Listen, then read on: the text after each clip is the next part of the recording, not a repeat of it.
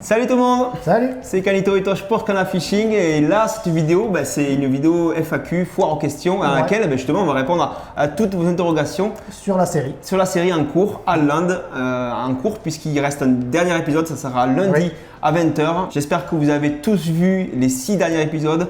En tout cas, merci pour vos retours, ça fait vraiment extrêmement plaisir. On passe tout de suite à la première question. Ce voyage-là, sur une semaine, donc on est resté une semaine, de samedi à samedi, ça nous a coûté 500 €. Alors, ça paraît pas cher comme ça, mais on était, à savoir, invités par Millet et on était logés gratuitement. Voilà, il y avait le logement, le bateau avec le guidage. Tout ça, c'était gratuit. On a payé le billet d'avion qui nous a coûté à peu près 200 € chacun.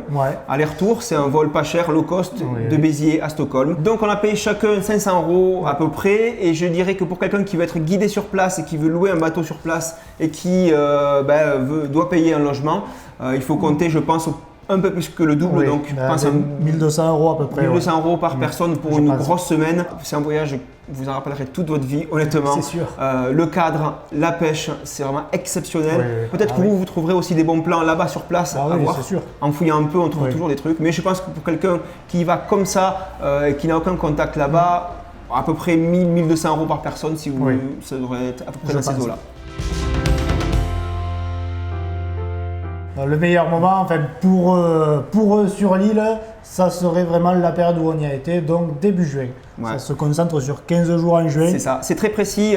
Millet nous avait dit de venir vraiment la première, voire au pire des cas la deuxième semaine de juin, mais pas avant ni après. Après, lui, il connaît très bien son secteur, il habite là-bas, donc il sait que en cette période, si vraiment on a un voyage à faire, il faut y aller à ce moment-là. Ou alors après, il nous disait aussi une petite période en octobre qui peut être intéressante. Je pense que c'est plutôt début octobre.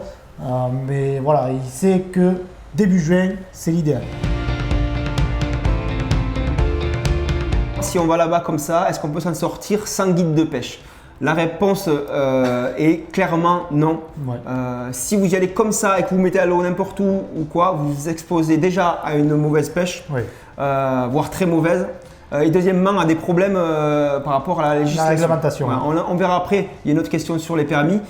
Mais vraiment, si vous y allez tout seul sans être conseillé ni guidé par quelqu'un de là-bas, voilà, je pense que vous risquez de prendre sévèrement, peut-être pas un capot, mais peut-être de faire des pêches comme on en trouverait en France un peu partout. Puis ça peut très rapidement vous gâcher le voyage aussi. Donc il faut savoir ça, c'est que des fois, il vaut mieux pas lésiner sur un guidage. Même en France, c'est pareil. Si vous allez sur un endroit que vous ne connaissez pas en vacances ou quoi, si jamais vous n'avez pas vraiment d'infos, vous n'arrivez pas à connaître des gens sur place qui peuvent vous conseiller, n'hésitez pas à prendre un guide. C'est vraiment un grand raccourci vers les meilleurs spots, vers les meilleures périodes, les meilleures techniques, etc. Et ça vous garantit vraiment des super moments comme on les a connus sur l'eau.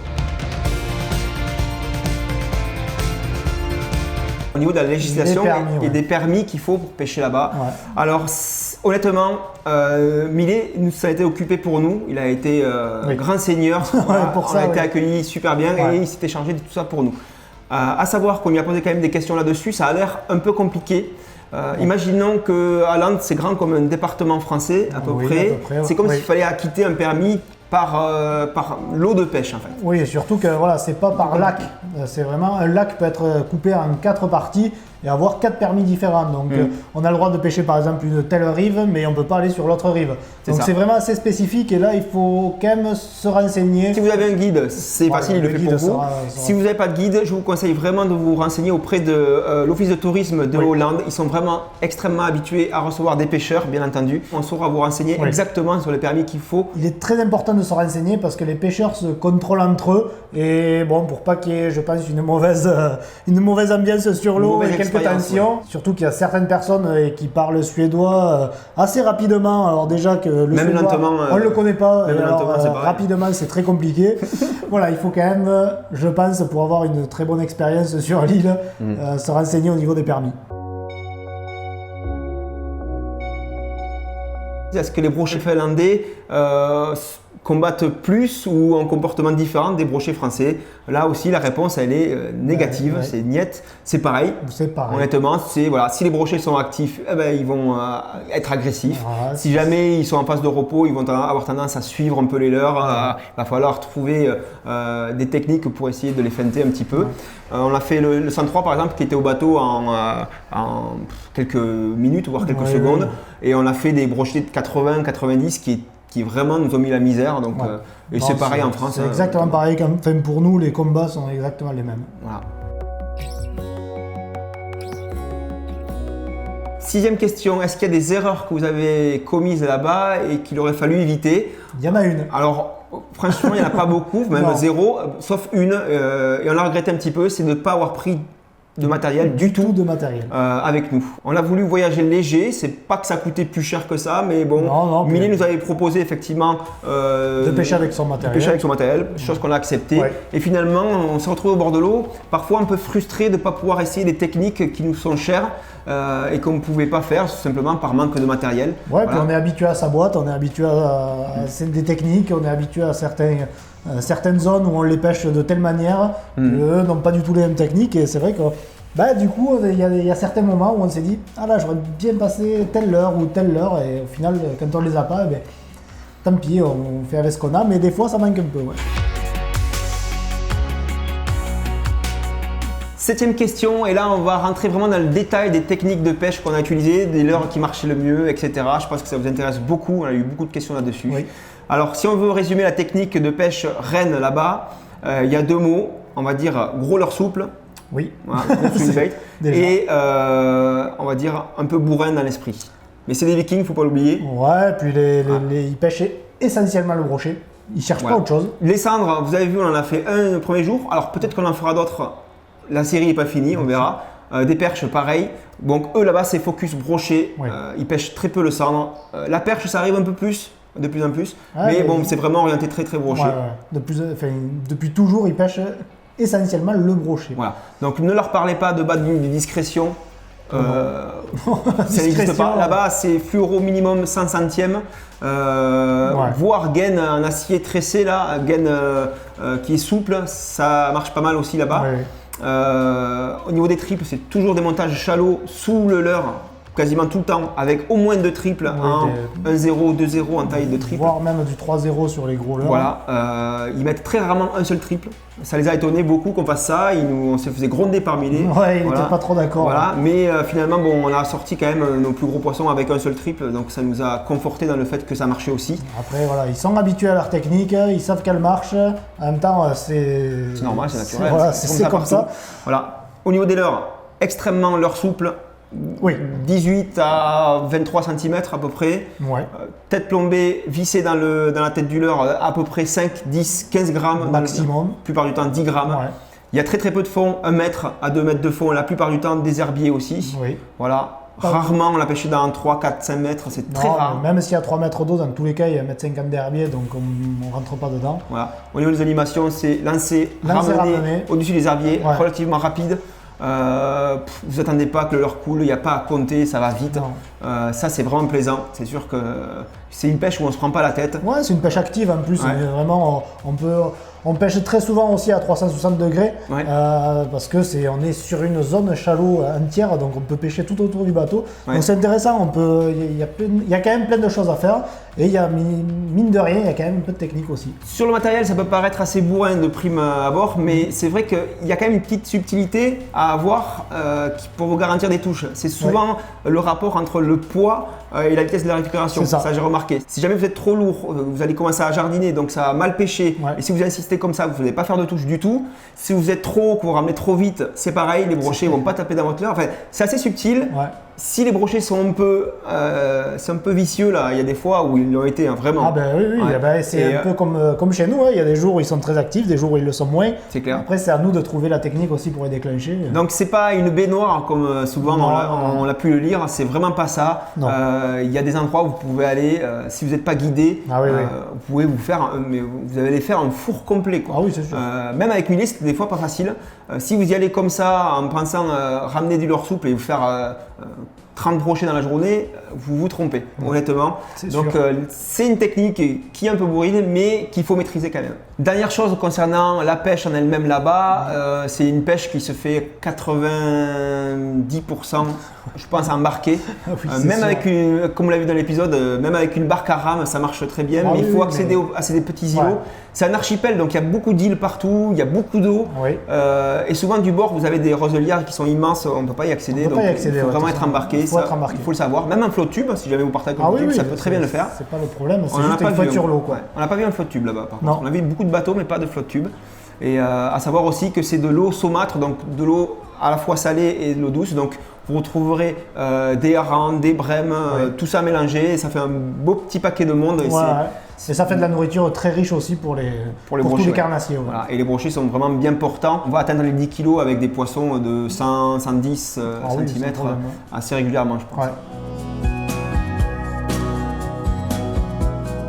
On va continuer à parler de leurre car beaucoup de questions sur le Fat Boy Swim mais en taille un peu plus grande. Si vous ne savez pas encore, on fabrique nous-mêmes des leurres, enfin JRM les fabrique. Ils sont disponibles sur le magasin, vous trouverez le lien sous la description. Et là, vous avez remarqué qu'on avait avec nous des modèles un peu plus gros. Pour l'instant, les leurres disponibles à l'achat sont 4,3 pouces. Oui, 11 cm. Et là, on a embarqué avec nous des leurres de 17 cm. 17 cm. Alors, c'est des protos, ils ne sont pas disponibles encore. Non, pas encore. Alors, quand le seront-ils dispo? On ne peut pas trop vous dire. Non, parce qu'après, reste quand même sur une phase de test pour l'instant. On ne lance pas des produits pour lancer des produits. Donc, voilà, il y a des choses à rectifier, mais on a pu tester, on a pu se rendre compte de ce qui marchait, ce qui ne marchait pas. Donc, à mesure, je vais le faire évoluer. Vous le verrez en phase de prototype dans tous les cas, pendant encore un petit moment. Mais c'est destiné quand même à sortir à un moment donné parce que la nage était vraiment quand même assez terrible. Tu peux nous filer une tranche de... Moi, sans trop m'avancer, je pense que début 2020, normalement, on devrait retrouver des versions, déjà des versions autres du Fat Boy en version plus petite. Le 7, 9 et 13 cm, je pense que ça c'est ce qui va arriver très rapidement. Mais la version 17 sera peut-être même voir l'ouverture au brochet 2020. Ouais. À savoir que là sur ce voyage c'était parfait pour tester sur le brochet parce qu'on a eu des dizaines et des dizaines de touches avec. On a pris tous les coloris, ça a pris énormément de poissons, on les a tous passés, on les a tous éclatés. Il les manquait à la fin, même le dernier jour là. C'est dommage. Dans l'épisode que vous verrez lundi dans le Battle of le Brochet, quand on va faire la compétition avec les gars de chez Canal Gratis, on n'en avait plus. Voilà. Ils se sont tous fait éclater. C'est un bon retour pour nous, une bonne info. Donc, ne vous inquiétez pas, ça va arriver très très vite quand même.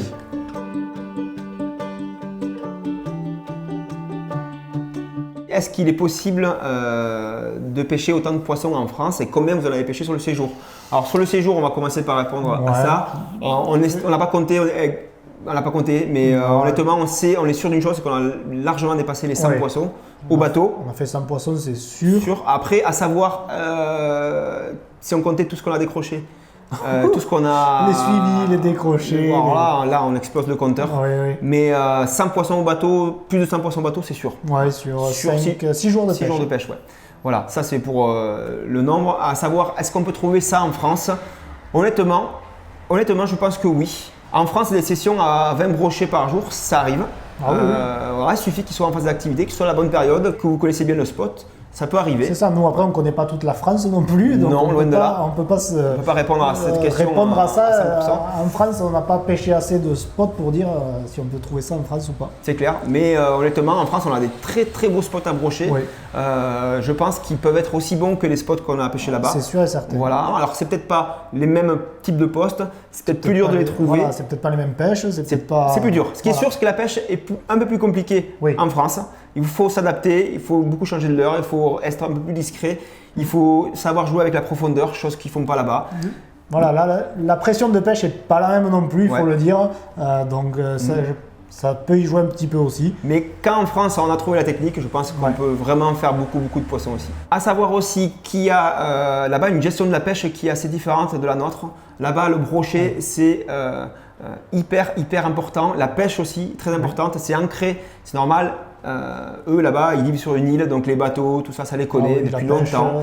La pêche, c'est ce qui les a nourris pendant des lustres, quoi. Donc forcément, ils sont attachés à la pêche. Vraiment, ils mettent beaucoup de moyens pour encourager la pêche et pour entretenir les milieux. On le voit avec les mises à l'eau qui sont de super bonne qualité en général. Ah ouais, c'est top. C'est hyper bien entretenu, c'est propre, c'est très clean, vraiment c'est très propre. Beaucoup de choses encouragent les gens à aller pêcher là-bas. On le voit sur les programmes, par exemple, officiels, des activités à faire, la pêche.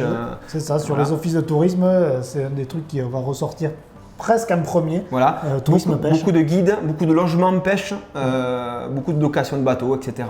Et la chose qui nous surprend encore, on en parle souvent, on était sur un des spots qui donnait le plus peut-être. Il y avait des poissons absolument partout. Et à un moment donné, on voyait des tractopelles la creuser et faire beaucoup de travaux. Au bout d'un moment, on lui a demandé à Millet qu'est-ce que c'est. Il nous a dit simplement dit, là, ils font des frayères à brocher. Des frayères, Ils étaient en train de faire encore des frayères à brocher alors qu'il y avait une densité déjà énorme. Et ils encouragent à fond ça. Alors ça se fait en France, hein. On le voit ici. Dans l'Aveyron, il y a encore des démarches qui sont faites pour encourager par exemple des zones de frayères pour le brochet. Mais c'est beaucoup plus rare que là-bas. C'est une autre gestion, c'est sûr. C'est une autre gestion. En France, on n'a aussi pas que du brochet. Là-bas, ils pêchent que le brochet, mais en France, on a aussi le sandre à gérer, la perche, plein de choses. Oui. Donc voilà, c'est plus compliqué en France, encore une fois. En tout cas, à Hollande, c'est vraiment exemplaire à ce niveau-là. Dernière question, et là on peut se projeter dans l'avenir de Scarland Fishing et dans le contenu qu'on va vous proposer bientôt. Est-ce que vous allez faire d'autres séries ou d'autres voyages de ce style? Eh bien, on est très content de vous dire que oui. Une des prochaines destinations qu'on va vous proposer pour une prochaine série, ça sera une des destinations de rêve pour le brochet, c'est bien entendu l'Irlande. Voilà. C'est un peu moins loin, on y restera moins longtemps cette fois-ci puisqu'on va pêcher que 3 jours là-bas. On va être guidé par un super guide, mais ça, je vous laisse la surprise. Ça arrivera, je pense, en septembre ou en octobre sur la chaîne. Il y aura 3 épisodes là-dessus, si tout va bien.